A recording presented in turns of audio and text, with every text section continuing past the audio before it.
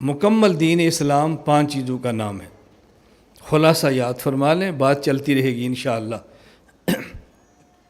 Number 1 اعتقادات، number 2 عبادات، number 3 اخلاقیات، number 4 معاشرات، number 5 معاملات۔ کاغذ قلم ہے تو لکھ لیں، نہیں ہے تو دل پہ لکھیں، نہیں ہے تو اس کو یاد کریں، لکھیں، دل پہ لکھیں، یاد کریں۔ اور اگر کچھ بھی نہیں تو پھر مجھے آج ابھی ایک بندے کا، ہمارے بہت اچھے دوست ہیں حاجی صاحب، میرے بہت اچھے میزبان ہیں، بہت بڑے افسر ہیں، غالباً نہر کا محکمہ یا پانی کا مجھے یاد نہیں، تو میں جب جاتا ہوں تو ناشتہ کراتے ہیں اور کہتے ہیں مولانا صاحب سرگودے کا ناشتہ کوئٹہ میں کریں، مکھن پڑا ہوتا ہے، گھر کی لوٹی ہوتی ہے، لسی ہوتی ہے، پائے بناتے ہیں۔ وہ کہتے ہیں ہم آپ کو سرگودے کا ناشتہ دیتے ہیں کوئٹہ میں بھی۔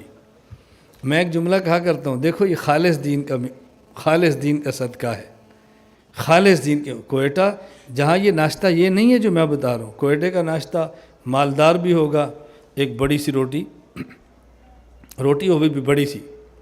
میں نے وہاں کوئٹہ میں تھا تو ایک آدمی نے بڑی سی روٹی لایا، وہاں بہت بڑی روٹیاں ہوتی ہیں، تو میں نے کہا یار آپ کی روٹی دیکھ کر مجھے نہ ایک جملہ سمجھ آیا ہے، ہم بچپن سے پڑھتے آ رہے ہیں طعام الواحد یکفی الاثنین، ایک آدمی کا کھانا 2 کو کافی ہے۔ یہ آپ کی روٹی دیکھ کر سمجھ آتا ہے، ہماری روٹی دیکھ کر سمجھ نہیں آتا۔ اب اجتماع میں آپ کو روٹی مل رہی ہے نا، تو 1 2 کو کافی ہوتی ہے، 2 کا کھانا 1 کو بھی کافی نہیں ہوتا۔ میں نے کہا ہم پر سنتے تھے طعام الواحد یکفی الاثنین، 1 کا کھانا 2 کو کافی ہے، یہ میں کوئٹے آیا تو مجھے سمجھ آیا۔ وہ مجھے کہتا ہے استاد جی یہ بھی تب ہے جب روٹی کوئٹہ کا ہو، بندہ پنجاب کا ہو۔ روٹی کوئٹہ کا ہو، بندہ بھی کوئٹہ کا ہو، پھر یہ ٹھیک نہیں ہے، پھر وہی پنجاب والا سسٹم ہے ادھر بھی۔ یہ بہت اچھے لوگ ہوتے ہیں، جیسی باتیں کرتے ہیں نا، بہت اچھے لوگ ہوتے ہیں۔ تو دین اسلام کتنی چیزوں کا نام ہے؟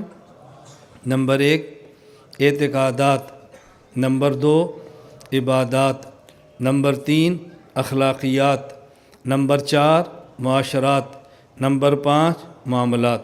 میں پھر کہتا ہوں دین اسلام 5 چیزوں کا نام ہے۔ نمبر 1 اعتقادات، نمبر 2 عبادات، نمبر 3 اخلاقیات، نمبر 4 معاشرات، نمبر 5 معاملات۔ اس کو تھوڑا سا سمیٹیں تو دین اسلام 3 چیزوں کا نام ہے۔ نمبر 1 عقائد، نمبر 2 مسائل، نمبر 3 اخلاق۔ اس کو اور سمیٹیں تو دین 2 چیزوں کا نام ہے۔ نمبر 1 عقائد، نمبر 2 اعمال۔ پہلے 5 چیزیں، پھر خلاصہ، پھر خلاصے کا خلاصہ۔ اس سے زیادہ آسان میں کیسے سمجھاؤں آپ؟